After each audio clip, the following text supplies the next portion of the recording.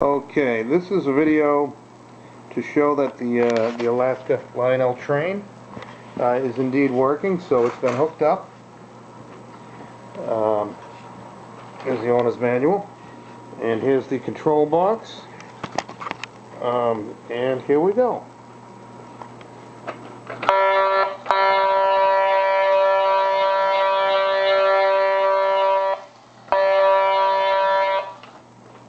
This is reverse direction. So there we go. The train works beautifully, and it is in great condition without any damage. Almost new, I would say.